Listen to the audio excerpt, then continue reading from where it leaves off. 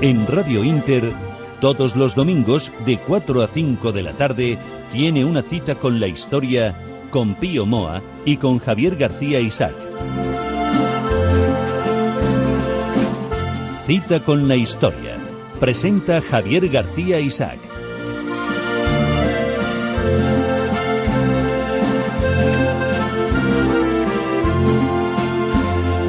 Muy buenas tardes, un domingo más a su cita con la historia, a su cita con don Pío Moa. Veníamos anunciando ya desde hace algunas semanas, y ya lo dijimos el pasado domingo, de qué íbamos a tratar hoy. Y yo creo que es muy importante sobre todo en la situación en la que nos encontramos en la actualidad. Es separatismo catalán, sus bases doctrinales. Primero, don Pío Moa, muy buenas tardes. Hola, buenas tardes. Buenas tardes. Bueno, pues lo veníamos comentando, separatismo catalán. Bases doctrinales, porque creo que es de rabiosa actualidad con lo que está sucediendo. Bueno, realmente el programa no es de actualidad, pero no. Es verdad que el separatismo, el vasco y catalán sobre todo, constituyen hoy el mayor peligro para España. Es decir, amenazan con destruir 500 años de historia, de construcción histórica de España, por así decir, ¿no? Es un problema muy serio porque además está siendo muy tratado de manera muy mala, ¿no? Por los gobiernos, por los políticos, por los periodistas. Y esto se debe a que generalmente tienen una idea muy vaga, muy confusa de lo que son estos separatismos y de dónde vienen. Hoy, una de las... estos que se llaman nacionalismos, porque dicen que Cataluña y Vascongada son una nación, sin embargo están hablando siempre de construir la nación. Si están de construirla es porque no existe. En realidad no existió nunca. Ya veremos luego por qué. Y entonces tratan de construirla. ¿Cómo la construyen? Pues a base de un discurso falsificador de la historia, en el cual ellos son los oprimidos, son los despreciados, en fin, los que han sido víctimas, etcétera, de agentes que ellos consideran muy inferiores. Antes de... cuando yo te decía que era un programa de actualidad es porque, por desgracia, seguimos hablando de separatismo catalán. Pero nos interesa ver su lado histórico. Su lado histórico, es importantísimo para ubicarnos, ¿no? Sí, y para empezar yo creo que deberíamos establecer unas ideas claras sobre los conceptos de nación y de nacionalismo, porque sobre ellos hay una confusión enorme, se utilizan en sentidos completamente distintos. Entonces, pues lo primero que hay que hacer cuando tratamos estos temas es decir qué entendemos por nación y qué entendemos por nacionalismo. Por nación entendemos una comunidad cultural bastante homogénea, nunca totalmente homogénea, no existen comunidades totalmente homogéneas, pero bastante homogénea. Por ejemplo, la comunidad cultural española se basa en un idioma básico común, de origen latino, además, en una religión que hasta hace muy poco ha sido muy mayoritariamente la católica. Se basa en una serie de costumbres, de leyes, de ideas, de tradiciones que son comunes a toda España. Son comunes a toda España. Sobre eso, que en realidad esa comunidad cultural se creó con Roma, fue Roma la que unificó culturalmente la península, básicamente.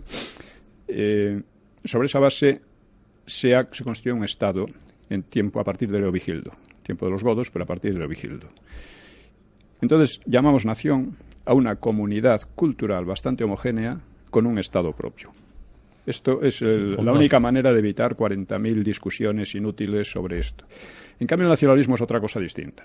Uno se entiende por nacionalismo pues la patriotería, el imperialismo, las ganas de imponerse a los demás, pero el nacionalismo en realidad es una doctrina democrática que nace de la Revolución Francesa y que establece que la soberanía ya no se encuentra en el soberano, en el rey, sino se encuentra en la nación, en el pueblo. En ese sentido es una doctrina democrática. Lo que ocurre es que, como pasa con todas las doctrinas, puede adoptar rasgos completamente contrarios a la democracia, ¿no? Completamente antiliberales y de todo, ¿no? Entonces, en España es una nación, en realidad, desde tiempos de Leovigildo. Es una comunidad cultural bastante homogénea con un Estado. Este fue destruido por la invasión árabe, por la invasión, árabe musulmana, sí. Pero se reconstruyó. Y se reconstruyó porque antes había existido. O sea, si no hubiera existido antes, España habría corrido la suerte del Magreb, en la que, donde la herencia latina, que era muy importante, queda hoy en estado arqueológico. Que pasa lo mismo con la herencia musulmana en España, que es más bien arqueología, 4 costumbres, 4 cosas aquí y allá sueltas, pero nada más. Incluso la cocina, ¿no? Esta es la cocina del cerdo y la de ellos no.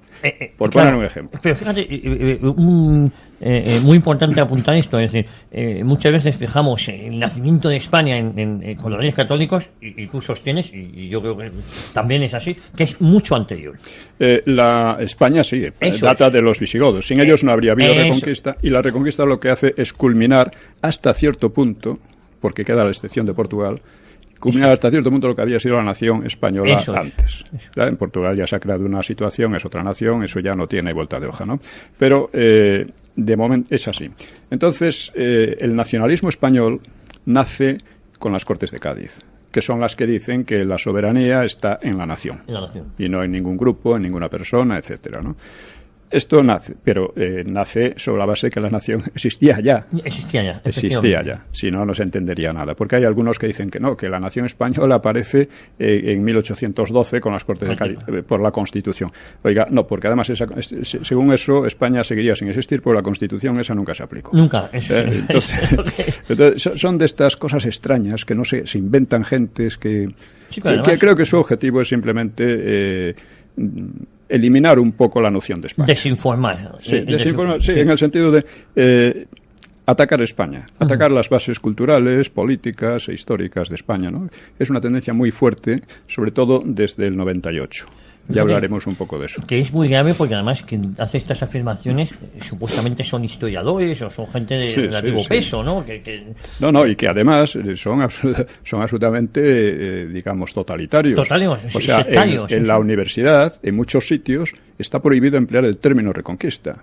Oiga, porque usted puede no creer en que hubo una reconquista, de acuerdo, pero otros sí creemos. ¿Por qué me va? Además, lo podemos argumentar y demostrar. ¿Por qué usted tiene que imponer eso? Pero su tendencia es siempre esa, ¿no?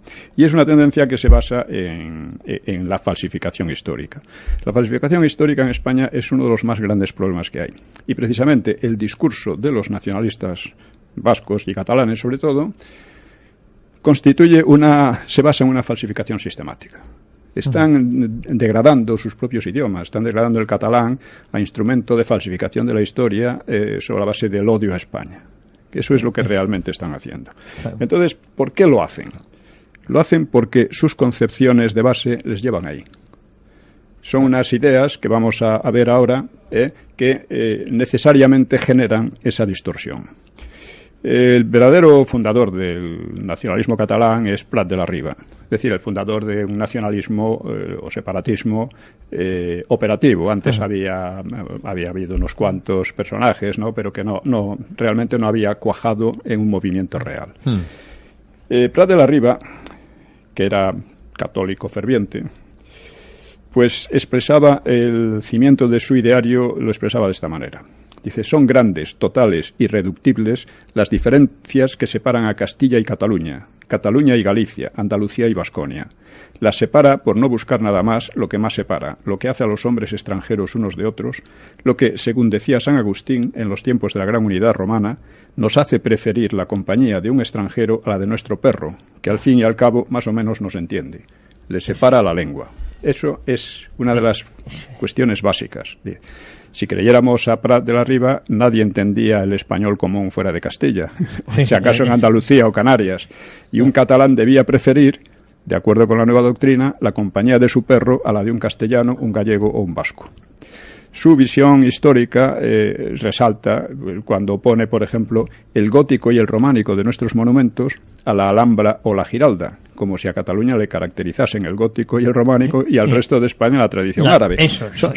Son disparates de un calibre que uno los lee y los expresa y se queda un poco patidifuso. Claro, y es de formación porque utilizan... Sí, pero ojo, que esta es la base de sus ideas y es lo que le lleva a una falsificación tras otra, ¿no? Es más, él dice, para él, bien mirados los hechos, no hay pueblos emigrados, ni bárbaros conquistadores, ni unidad católica, ni España, ni nada. España para él no existe. No existe. No niega la mayor. Sí, entonces él dice que, claro, en la mentalidad catalana existía lo que llama una monstruosa bifurcación de la conciencia, que les hacía sentirse españoles y catalanes, que es lo que ha pasado en todas las regiones, claro. Así, España la presenta como un aparato estatal un tanto etéreo, sin sustancia de nación. O sea que no se sabe en qué se apoya esa nación. Prat, sin embargo, hay una diferencia, ya hablaremos de las concepciones del separatismo vasco. Hay alguna pequeña diferencia porque Sabino Arana preconizaba una separación radical de España, el resto de España. Mientras que Prat de la Riba tenía una visión un poco mesiánica y un poco extravagante, pero bueno, muy mesiánica, que incluía en cierto modo España, ¿no? Sí, muy condescendiente con España. Claro. Prat de la Riba dice, anhelaba más que la libertad para mi patria, para Cataluña, yo quisiera que Cataluña comprendiera la gloria eterna que conquistará la nacionalidad que se ponga a la vanguardia del ejército de los pueblos oprimidos. Decidle que las naciones esclavas esperan, como la humanidad en otro tiempo, que venga el Redentor que rompa sus cadenas. Haced que sea el genio de Cataluña el Mesías esperado de las naciones. Son manías de grandeza verdaderamente asombrosas. Mesiánicas, lo has clavado. Eso es de principios del siglo XX. Es decir, no es de una época en que ya está cambiando el mundo, no es el siglo XIX de los imperios y demás, ¿no? Cataluña debía convertirse en el elemento hegemónico de un imperio ibérico que se extendería desde Lisboa hasta el Ródano, para luego expandirse, dice él, sobre las tierras bárbaras. Este era un programa ya completamente imperialista y anacrónico por completo, ¿no? Dice, sobre la península ibérica y zonas de Francia y sobre países africanos debía extenderse la hegemonía catalana. No sé en qué se basaba él para semejantes ideas, ¿no? Claro que este programa, ya digo, es anacrónico, supondría guerra con Portugal y con Francia si se intentara aplicar. Dice, y por otra parte, ¿qué autoridad moral podían esgrimir los separatistas, los nacionalistas catalanes, no sé cómo llamarles, para dirigir a los demás españoles tras proclamarse tan radicalmente distintos de estos? Claro. Es decir, ellos decían que no tenían nada que ver con los españoles, pero vamos a invadirlos. Querían dirigirlos por las buenas. Sí. Prat invoca a veces sentimientos de hermandad, lo cual lo lleva por otra vía a lo que llama la monstruosa bifurcación de la conciencia catalana que él quería eliminar. Porque claro, es verdad, los catalanes se sentían pues hermanos, compatriotas de los españoles, ¿no? La inmensa mayoría. Además, según él, Cataluña solo había recibido males de Castilla. Por otra parte, también se inventaban un enemigo que era Castilla. Sí. O sea, Castilla indudablemente desempeñó un papel fundamental en la construcción de España. Pero desde hacía siglos era una región más. Sí. Era un par de regiones más. Sí. Aunque se hablaba del Reino de Castilla en tiempos de los Reyes Católicos, que incluía Vascongadas, Santander, Galicia, en fin, Andalucía y tal, pero propiamente Castilla, la Castilla que conformó un poco a España en muchos aspectos, ¿no? Esa Castilla estaba reducida entonces a dos regiones que además ni eran las más ricas, ni las más importantes, ni nada por el estilo. Pero le venía muy bien para crear un enemigo. Un enemigo, efectivamente. Ha sido esa fobia que se ha tenido siempre por parte de los nacionalismos al castellano, ¿no? Sí, claro. Y si había recibido solo males de Castilla, habría que preguntarse por qué no volcaba su fervor fraterno con los franceses, en lugar de con los españoles. Efectivamente. Dice, por otra parte, claro está, ¿qué pasaría si el resto de España rechazaba el liderazgo del nacionalismo catalán? Porque aunque Cataluña, que era propiamente Barcelona, era quizá la región más dinámica del país en aquel momento, no dejaba de ser una parte menor, muy pequeña. Y si Prat trataba de extranjero al idioma común, pues renunciaba al principal cauce de influencia, de los catalanes sobre el resto. Efectivamente. La pretensión de erigir a Cataluña en cabeza de la península partía de la idea de que Castilla lo había sido en otros tiempos, lo cual es verdad, pero que en la nueva época tal misión debía corresponder a Cataluña. Aunque ya digo, el papel rector de Castilla había desaparecido. Había desaparecido siglos. Solo quedaba como solución final un imperialismo de menor alcance, ya que iban a ser rechazados, pues intentar liderar y liberar a los llamados países catalanes, lo que llaman países catalanes, ¿no? Sí. Aunque valencianos y baleares distaban mucho de sentirse catalanes, claro. Es que fíjate que se sentían españoles, como los catalanes, la mayoría de los catalanes también. Ya no hablan de una sola nación, hablan de países catalanes. Sí. Que ellos, Cataluña sería la dirigente, La ¿no? dirigente claro. Y además sería como podían decir en Valencia los países valencianos. Eso es, claro. En fin, ya digo que hay una base de manía de grandezas increíble, ¿no? Y, en fin, Cataluña... o sea, los separatistas catalanes pues intentaron aliarse con los separatistas vascos, pero a Sabino Arana no le gustó nada, ¿no? Decía, cuando fueron a tratar con él, despreció los sondeos fraternos del nacionalismo catalán. Decía, Cataluña, dice Sabino Arana, Cataluña es española por su origen, por su naturaleza política, por su raza, por su lengua, por su carácter y por sus costumbres. Ustedes, los catalanes, saben perfectamente que Cataluña ha sido y es una región de España. Por lo tanto, dice, Maquetania comprende Cataluña. Y para más claridad, Maqueto es el mote con que aquí se conoce a todo español, sea catalán, castellano, gallego o andaluz. Lo deja bien claro. En consecuencia, aclaraba a los nacionalistas catalanes, jamás haremos causa común con las regiones españolas. Claro que no excluía entendernos en la acción definitiva, claro. La lucha definitiva para romper España. Pero, en todo caso, dice, jamás confundiremos nuestros derechos con los derechos de región extranjera alguna. Sabino Arana era brutal, sí. Pero lo que yo no sé es como, Pío, no se le da más publicidad a los textos de Sabino Arana, al que todos veneran. Había que darle mucha publicidad. Los veremos en el próximo programa, ¿no?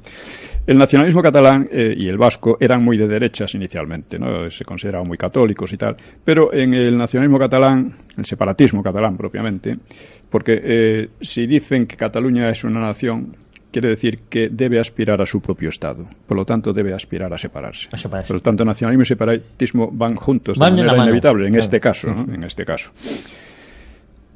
El nacionalismo español no es conservador, trata de conservar algo que ya existía desde hace mucho tiempo, ¿no?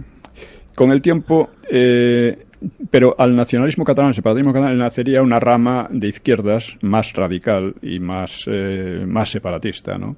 Mientras que la de derechas, que era dirigida por Cambó, que era un discípulo de Prat de la Riba, pues encontraría, el nacionalismo de Cambó, encontraría en el patriotismo español la ampliación natural y complemento necesario del patriotismo catalán.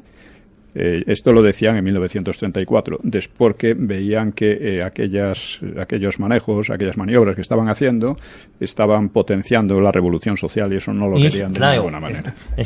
Eso es la doble vertiente del separatismo catalán, ¿no? Que le sale la rama por su izquierda. Sí, Prat, en su propaganda, lo que cultivaban Prat y sus seguidores era un victimismo algo quejumbroso y sentimental que conmemoraba derrotas históricas reales o supuestas, como la de 1714, ¿no? Sí.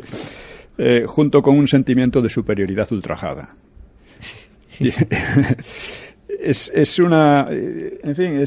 Vamos a ver de dónde viene todo esto, porque su base es un racismo verdaderamente estrafalario.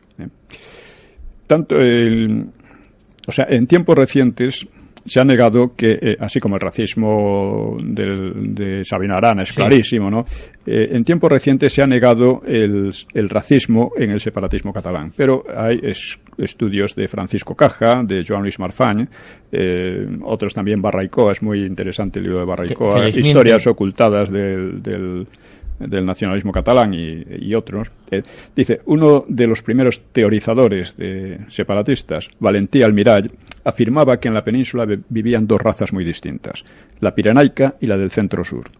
A la pirenaica le distinguiría un espíritu analítico, directo al fondo de las cosas, basado en la libertad, confederal, mientras que la otra raza era generalizadora, soñadora, aficionada al lujo y la ampulosidad, arbitraria, centralizadora y absorbente.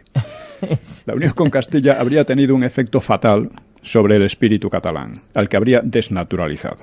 Cabe observar el estilo generalizador y un tanto soñador o fantasioso y muy poco pirenaico del propio almirall. Bueno, porque eran cosas puramente, en fin, unas teorías de análisis no tenía nada, ¿no? Dice, claro que la distinción entre tales razas, que era invisible en lo físico, resultaba también confusa en lo psicológico, por lo cual otro pensador separatista, Pompeu Gener, la afinará. Dice, nosotros, los catalanes, que somos indogermánicos de origen y de corazón, no podemos sufrir la preponderancia de tales elementos de razas inferiores. O sea, el resto de los españoles. Lo dice claro. No podemos ser mandados por los que nos son inferiores. En su condición de arios, los catalanes emparentaban con los demás pueblos arios de Europa, tan opuestos a la raza al sur del Ebro, donde dominaba el elemento semítico, y más aún el presemítico o berber, con todas sus cualidades, la morosidad, la mala administración, el desprecio del tiempo y de la vida, el caciquismo, y de una raza bárbara, monótona y atrasada como una tribu de África. Bueno, estas son los análisis. Estas ideas iban mezcladas con un fuerte antisemitismo y antijudaísmo, máxime cuando señalaban con sentimiento en las clases adineradas de la propia Cataluña se había infiltrado un ingrediente semítico, dificultando que el elemento indogermánico verdaderamente humano se levante y triunfe de esos neomoros, adoradores del verbo, raza de gramáticos y sofistas, de esos neojudíos. El carácter indogermánico de los catalanes era, ni que decir tiene, tan fantasía como las cualidades achacadas a las razas semíticas y presemíticas del resto de España. Estas teorías denigraban a las demás regiones, claro, evidentemente, en especial a Castilla. Pero la reivindicación aria chocaba demasiado, así que tuvieron que buscarse otros argumentos, otros análisis. Sí. Y así la teorización racista siguió rumbos algo distintos en Prat de la Riba y en el arqueólogo Bosch Gimpera y en otros. La diferencia esencial pasaría por los íberos, asentados en el levante peninsular, incluida Cataluña, y los celtas del resto, con la dudable excepción de vascos y navarros. Con ello mataban dos pájaros de un tiro, porque, de paso, claro, establecían la ibero-catalanidad de todo el levante español, convertido así en los países catalanes. Y la decisiva impronta cultural de 5 siglos de romanización quedaba relegada a un dato superficial, una mera superestructura opresora de las esencias raciales ibero-catalanes. La propia España, pues claro, sería como un estado superpuesto y opuesto a los pueblos, lo cual explicaría lo que ellos llaman la historia trágica de España. Bueno, no tiene una historia más trágica ni menos trágica que cualquier otro país europeo, por supuesto. Íberos y celtas, por lo tanto, constituirían la raíz y clave explicativa de la historia hasta hoy. La idea invertía un tanto la tesis de Pompeu Gener, ya que el grupo celta o celtizado tenía rasgos indoeuropeos, mientras que el ibérico del Levante tenía un origen incierto, tal vez incluso se decía del norte de África. En realidad no se sabe muy bien dónde ha venido. Se supone que por el Mediterráneo, a través de Italia, Francia y tal, se supone. El doctor Robert, otro separatista, entonces se dedicó a fundamentar las diferencias estudiando a su manera los cráneos de unos y otros. Encontraba cráneos catalanes y cráneos no catalanes. Encontraba diferencias. Pero bueno, en fin. Fueran pirenaicos, indogermanos o íberos, lo que importaba era definir a los catalanes como esencial y racialmente diferentes. Esta es la cuestión clave. Del resto. Claro, y por supuesto superiores. Las provocaciones racistas a los demás españoles eran constantes en la prensa separatista de principios del siglo XX. Dicen, moros, mal que les pese. Sí, hay razas. Contra los semitas. Y otros invocaban la higiene social para cortar el paso a las razas inferiores y decadentes. Dicen que estaban, según ellos, intelectual, moral y políticamente degeneradas. Que eran el resto de los españoles, claro. Para Prat de la Riba, la castellanización de Cataluña formaba una costra que debía cuartearse y romperse para que surgiera, dice él, intacta, inmaculada, la piedra indestructible de la raza. En 1930, Pere Martí Rosell, posterior diputado por la Esquerra, afirmaba que la raza constituye la única fuente de cultura y debe mantenerse pura, evitando el mestizaje. Rovira i Virgili, otro líder y pensador separatista de izquierda, equiparaba, como solía hacerse, a España con Castilla y explicaba su relación con Cataluña como un irreductible antagonismo espiritual. O sea, chocaba totalmente, ¿no?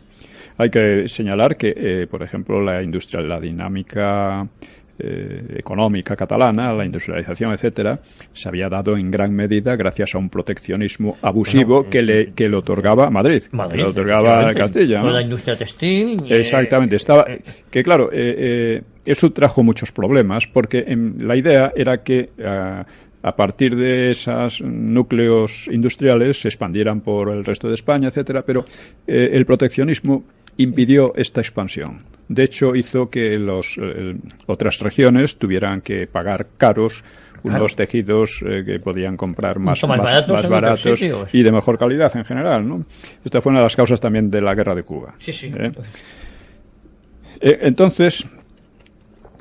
pero eso de ser poco agradecido, ¿no? Porque este proteccionismo de la nación española... Sí, pero vamos a ver. La industria de Cataluña no se hizo con el separatismo. No, los industriales no eran separatistas. No, efectivamente. Esta gente sí, y algunos llegaron a ser separatistas, pero de momento no era así, ¿no? En 1934 se publicó un manifiesto para la preservación de la raza catalana y que alertaba de los peligros de la degeneración por la mezcla con otras razas peninsulares y propugnaba crear una Societat Catalana de Eugenesia para estudiar los efectos de la mezcla y proponer remedios de defensa de la nostra raza. El documento lo firmaban prohombres del separatismo como Pompeu Fabra, Vandellós, Pi Sunyer y Batista y Roca. Batista y Roca, por cierto, un antropólogo de cierto prestigio, mediano prestigio. En la época. Todavía vivía en la transición y estuvo mezclado en asesinatos terroristas en el inmediato postfranquismo. Individuo. Sí, aquellos que ponían una bomba adosada al pecho. En fin, esas cosas espeluznantes, ¿no? Otro nacionalista distinguía entre los auténticos obreros que pasan hambre en silencio y los vagos foráneos que hablan siempre en castellano. Porque otra cosa que les fastidiaba mucho es que, claro, los obreros, tanto los catalanes como los otros, como los que venidos de otras regiones, pues tendían al socialismo, bueno, más que nada ya al anarquismo. Al anarquismo. Y eso pues les irritaba mucho. Y entonces identificaban el anarquismo con... Aunque gran parte de los obreros anarquistas eran catalanes, ¿no? García Oliver, por ejemplo, que fue uno de sus líderes, era catalán, ¿no? Y muchos otros, ¿no? O sea, por otra parte, se preocuparon de cultivar las relaciones internacionales y se dan casos tan curiosos como un tal Karl Serf, dirigente e instructor de las juventudes hitlerianas, declaraba en la revista La Nació Catalana el 17 de octubre de 1933: nosotros sabemos que los catalanes son una raza muy diferente de la española. Ya sabes, el episodio luego, durante la Guerra Civil, como había un sector del separatismo catalán que era pero alemán, ¿no? Sí, pero Italia. Ellos, los separatistas, trataron a espaldas de sus aliados del Frente Popular, trataron tanto con Roma y Berlín como con París y con Londres. No trataban de no perderse nada, ¿no?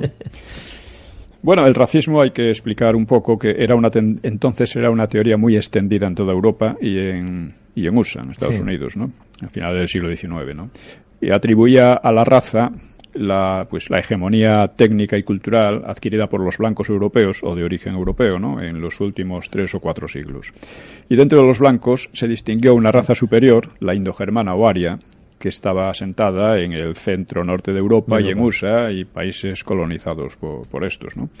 De modo que la derrota de España frente a USA en la guerra de 1898 fue atribuida a menudo a la superioridad de la raza anglosajona sobre la decadente raza latina, o hispana. Hispana era. El racismo iba de la mano con la eugenesia, según la cual la mezcla racial perjudicaba a las superiores al contaminarlas con sangre inferior, por lo que convenía una política de purificación y selección para evitar la reproducción de individuos a los que se juzgaba defectuosos por escasa inteligencia o deficiencias físicas. Estas teorías tenían gran difusión entonces, en aquella época, como parecían explicaciones racionales y científicas, aunque chocaban, por ejemplo, con las ideas cristianas, sobre todo las católicas, que también estaban muy, muy extendidas, ¿no?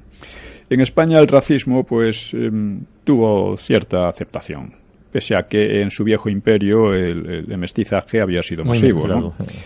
Y al revés que en las colonias anglosajonas.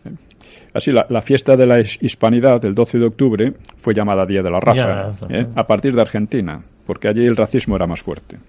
Porque allí estaba muy orgulloso de ser blancos y no tener indios y cosas así. Los exterminaron como en USA, por cierto, después de la independencia, ¿no? Es curioso, después de la independencia, La independencia. Dice, pero en realidad el Día de la Raza no aludía realmente a la raza blanca, era de toda la hispanidad, en fin. No obstante, en el conjunto de España, el racismo nunca tomó ese carácter obsesivo del separatismo catalán y del separatismo vasco, ¿no? Por otra parte, estos racismos carecían de toda apoyatura, ¿no? Porque uno puede ver los mapas genéticos de la península ibérica, que se puede ver en Google, ¿no? En Internet. Y ve que no hay... Muestran que la población de España es genéticamente muy homogénea, más homogénea, por ejemplo, que la italiana, ¿no? Y es muy emparentada con las de Europa Occidental y muy disímil de las del norte de África, porque solo tiene algunas pequeñas incrustaciones de herencia del norte de África, ¿no? Del norte de África, pero vamos. En fin, por otra parte, esto lo comprueba cualquier observador sin mayores investigaciones. Usted va por Cataluña, por cualquier sitio, y ve que es el mismo tipo de gente en todos los sentidos, ¿no? Sí, que son unas teorías un pelín absurdas, pero fíjate que no se publicitan ahora. Ahora esto parece como si hemos... No, es que ha habido un cambio importante. Pues si te parece, Pío, hacemos una pequeñísima pausa, tomamos aliento y continuamos aquí en un minuto con Cita con la Historia.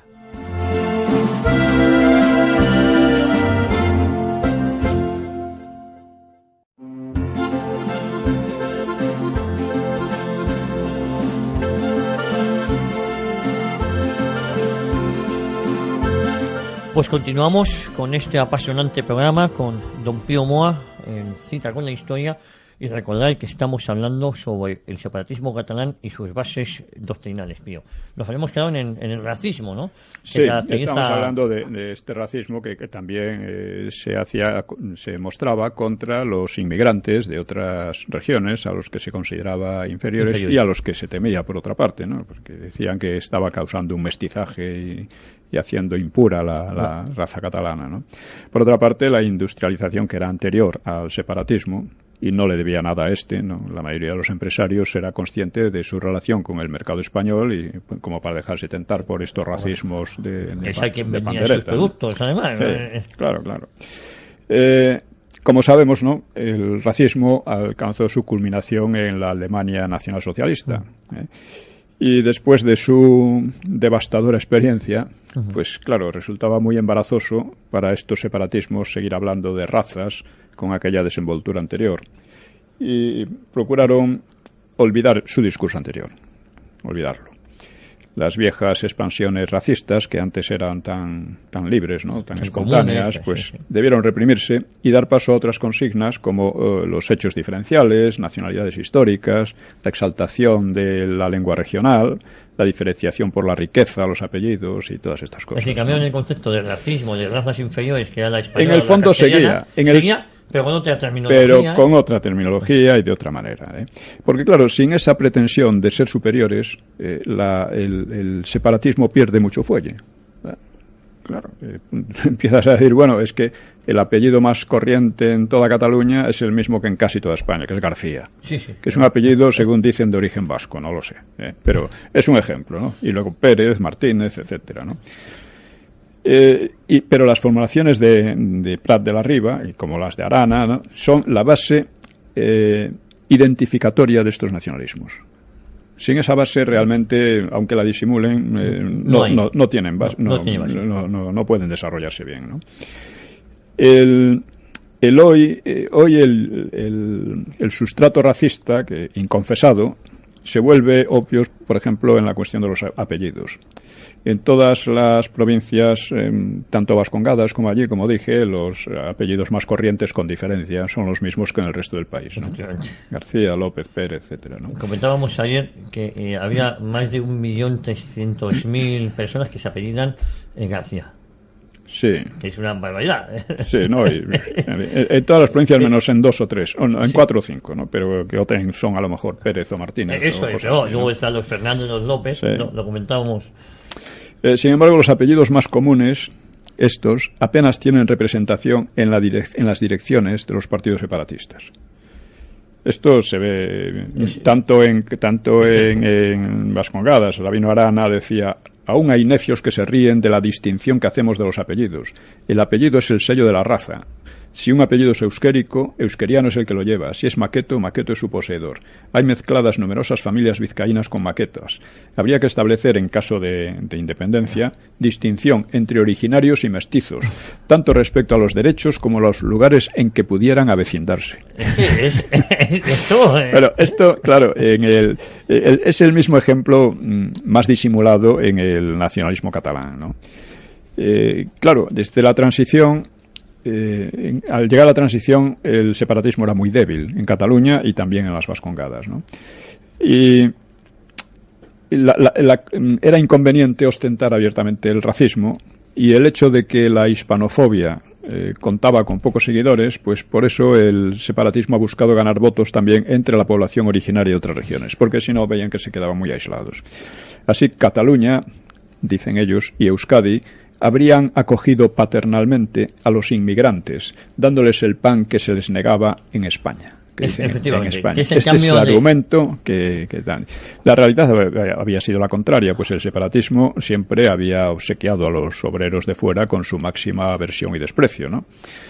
Y esta falsedad se combina con la prédica de una oposición que es antihistórica ya desde la escuela entre lo catalán y lo español, y un ultraje realmente frenético hacia España, ¿no?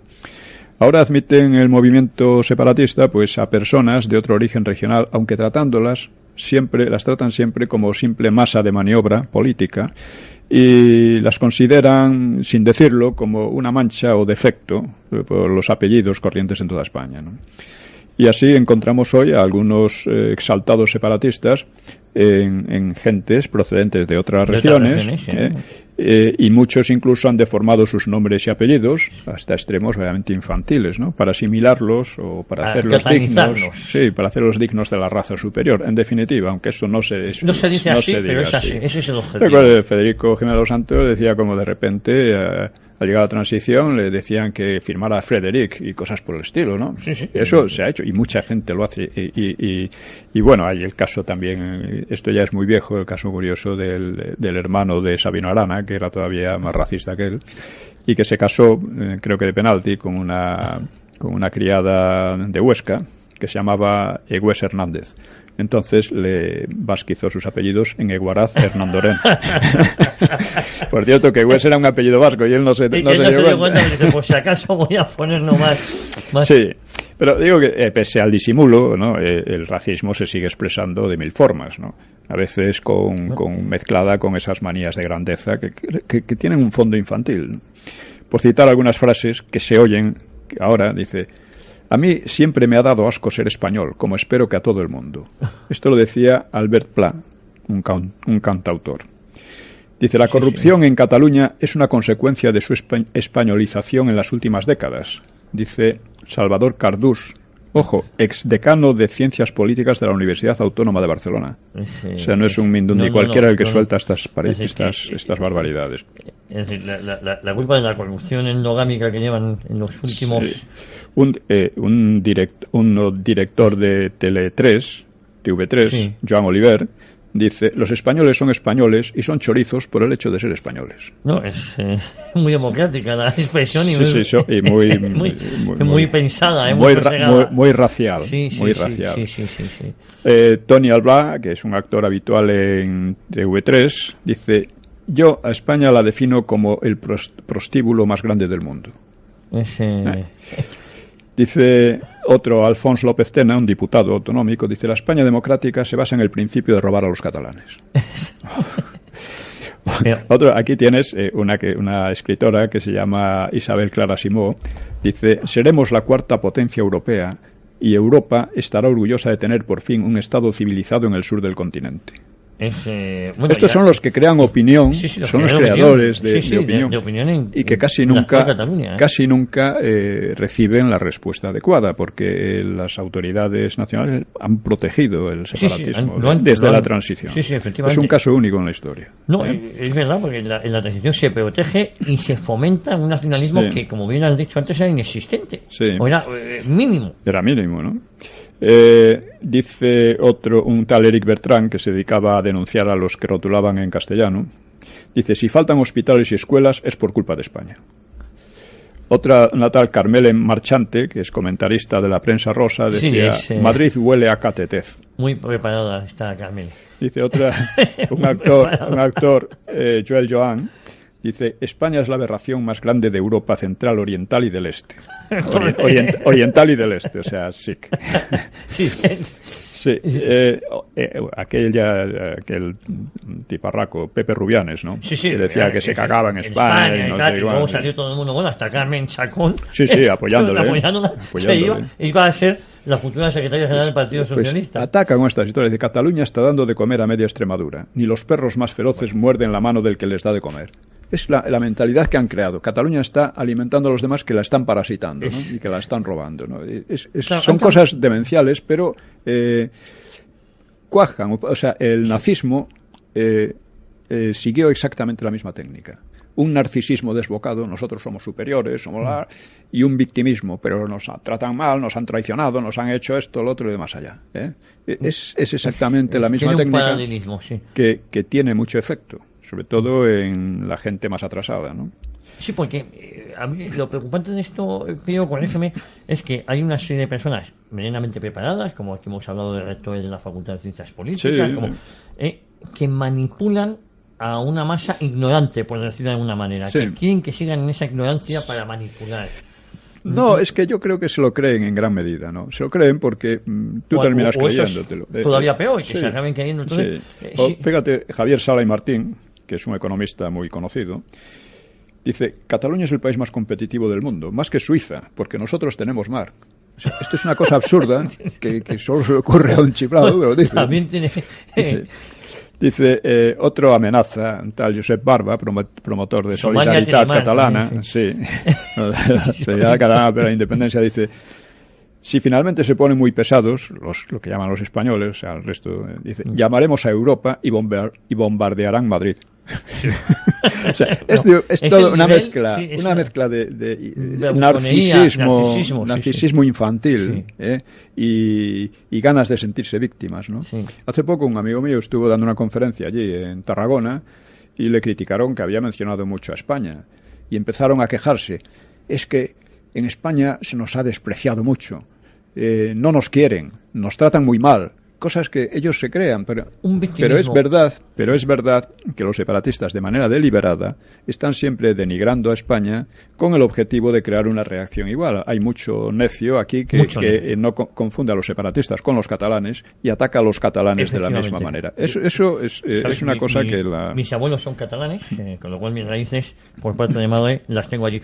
Y hay en campos de fútbol, por ejemplo, se insulta al equipo rival, pero se insulta a Cataluña también. Es algo que a mí me produce sonrojo y vergüenza, porque entras en ese juego, ¿no? Sí, claro, puta Cataluña, puta España, en fin. Por eso, entramos en ese juego y yo creo que nos equivocamos. Es decir, yo entiendo que Cataluña no se entendería sin España y España sin Cataluña, ¿no? Bueno, históricamente es así, claro. Pero claro, de tanto hablar de la posibilidad de la secesión, pues termina haciéndose posible la secesión. Pero eso es, digamos, la parte actual. Y no vamos a entrar en ello. No, estamos hablando de las bases doctrinal, además muy interesante porque vemos dónde está el origen, ¿no? Cuál es su pozo. Otro aspecto es el antiliberalismo, ¿no? Tanto el separatismo vasco como el catalán, que han llegado a, digamos que en su historia han contribuido de manera muy importante a destruir los regímenes de libertades que ha habido en España, la Restauración y la Segunda República. Han contribuido de modo muy importante junto con la izquierda revolucionaria, ¿no? Efectivamente. Entonces, ellos siempre al estar contra España, casualmente están también contra el liberalismo y contra la democracia. El separatismo catalán no hizo la menor oposición a Franco.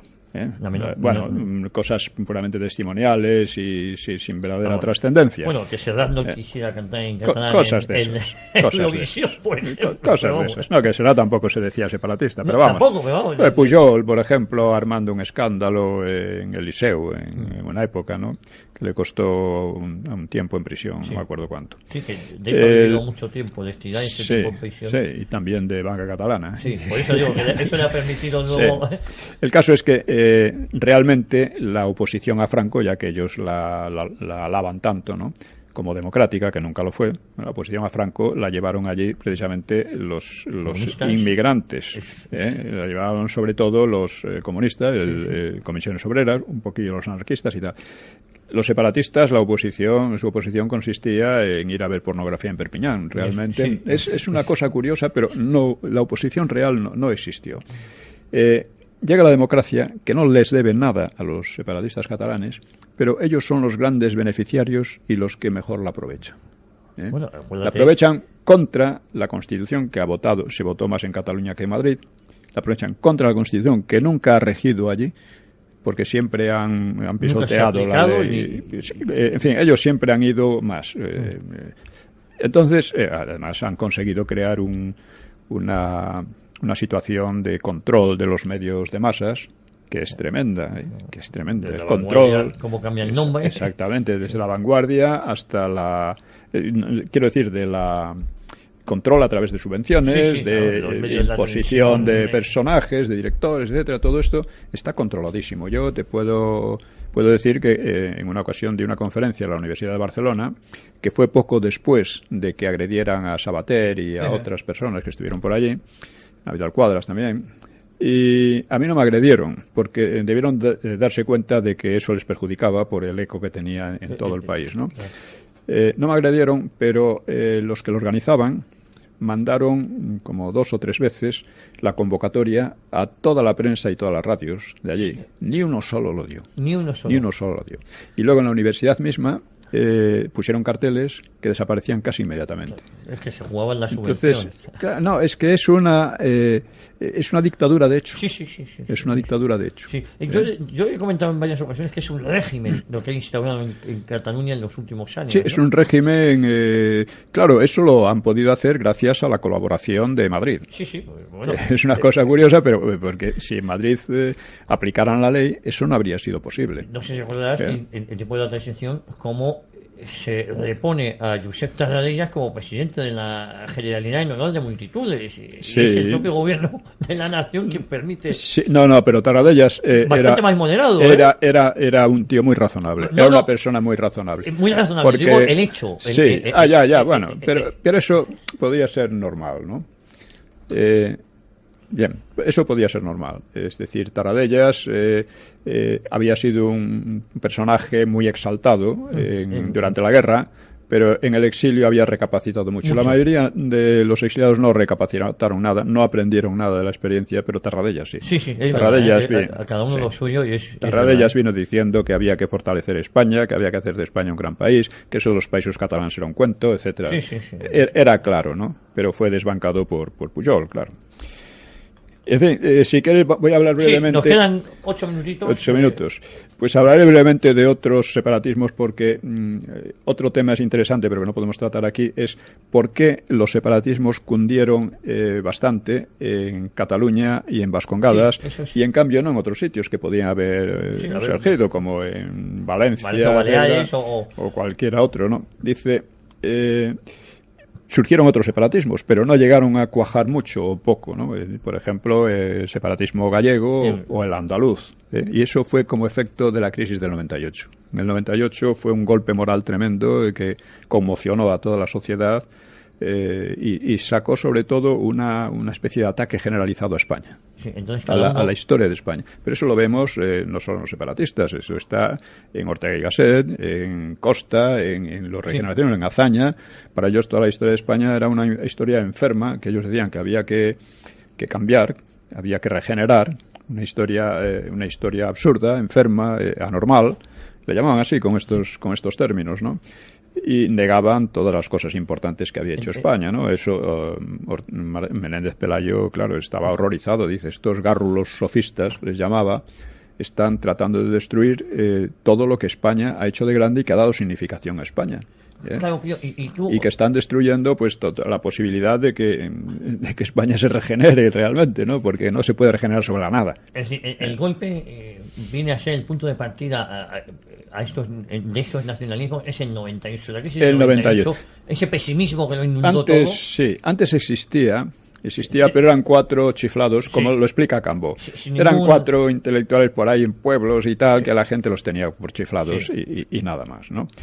Pero a partir del 98 esto cambió. Y surgieron o crecieron separatismos como voy a hablar de 2 brevemente, ¿no? El andaluz y el gallego, ¿no? Un notario malagueño que se llama Blas Infante pues sacó una doctrina ni mejor ni peor que las de Prat, de la Riva o que Arana. Él preconizaba vivir en andaluz, percibir en andaluz, ser en andaluz y escribir en andaluz. Sí, con la Z a lo mejor. Y hasta reconstruir un alfabeto andaluz basado en el alfabeto árabe para alejarlo del español, ¿no? Y hablaba de 3 grandes naciones históricas andaluzas: Tartesos, la Bética romana y al-Ándalus. Esta última, al-Ándalus, pues había sido arrasada finalmente por la miseria y la opresión española. Así como Arana inventó una bandera peculiar, pues Infante pues ideó otra, andaluza, decía él, con los colores de los omeyas y los almohades.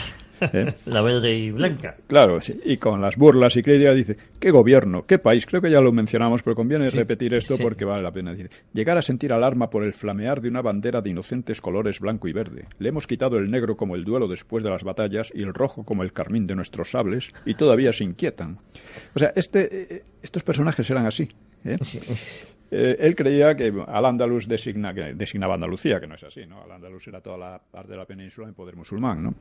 Y bueno, este hombre, pues, al terminar la Primera Guerra Mundial, pues escribía: sentimos llegar la hora suprema en que habrá de consumarse definitivamente el acabamiento de la vieja España. Declarémonos separatistas de este Estado que conculca sin freno los fueros de la justicia y del interés y sobre todo los sagrados fueros de la libertad. Avergoncémonos de haberlo sufrido y condenémoslo al desprecio. Toda esta retórica absolutamente vacía, ¿no? Pues afortunadamente los nacionales lo fusilaron en la guerra civil, ¿no? Considerándolo pues un traidor, ¿no? Y en la transición, pero esto es lo significativo. Eso es lo que... En la transición, los partidos de izquierda y de derecha declararon a este orate padre de la patria andaluza. Ese es el problema. Y su bandera musulmana, la bandera de Andalucía. Sí, los colores verdes. Convirtieron a la región en una nacionalidad histórica o realidad nacional, con el apoyo del PP, PSOE e Izquierda Unida. O sea, es asombroso, ¿no? El nacionalismo gallego pues lo teorizó sobre todo Vicente Risco, que era un intelectual de cierta categoría. ¿Y Castelao tuvo algo...? Sí, Castelao sí, pero fue el dirigente más que nada político, ¿no? Pero anterior y más intelectual a Vicente Risco. Y de Galicia pues tendría que superar su desgraciada historia en España y recobrar su raíz céltica, que la hermanaba con Irlanda, Bretaña o Escocia. De vikingos. No, con los celtas. También reivindicó el reino suevo y un atlantismo que unía a Galicia con Portugal. Dice, la misión histórica de Galicia y Portugal es la de oponer al mediterraneísmo el atlantismo, fórmula de la era futura. Detrás de nosotros, España entera infestada de mediterraneísmo se incorporará a la civilización atlántica. O sea, son muy mesiánicos siempre. Sí. Decía que las razas del resto de España ya no tenían fuerza creadora y que había que restaurar la Atlántida. O sea, son cosas así. Bueno, Risco tenía bastante inteligencia y bueno, terminó apoyando a Franco, entre otras cosas. Y es difícil saber si se creía realmente sus nebulosas construcciones céltico-atlantistas, pero Arana y Prat sí que se creían las suyas, y quizá Infante también. una de las causas por las que se impusieron el separatismo vasco y catalán, consiguieron arraigar, fue ese mesianismo de sus dirigentes. Eran dirigentes completamente entregados a la causa. Se lo creían, sus construcciones se las creían. Y entonces dedicaron su vida a ello.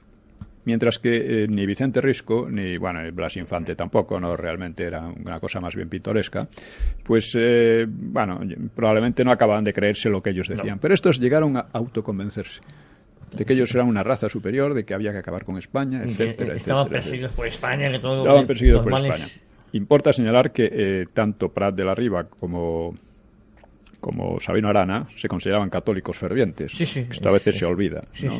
Luego, otra de las causas también del separatismo fue que la derrota de los carlistas en la última guerra carlista.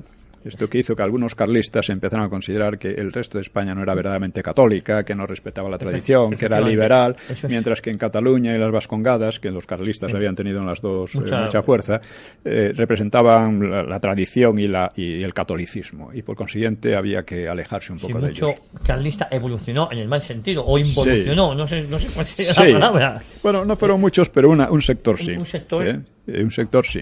Entonces, porque el carlismo siempre fue muy español, ¿no? Muy partidario de España, pero un sector dio lugar, Sabino Arana y su hermano venían del carlismo, ¿no? De su familia era carlista, ¿no? Entonces se dio esto, o sea que un ataque a España en gran medida por considerarla liberal y por supuesto acompañado de todas esas teorías racistas.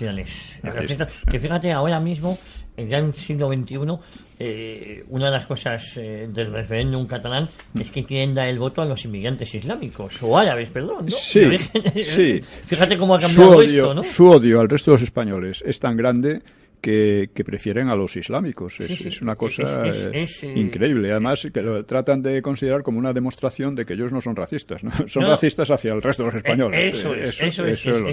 De hecho, ahora en la Monumental de Barcelona hay estudios para hacer una gran mezquita ahí. Sí, pero para que nos demos cuenta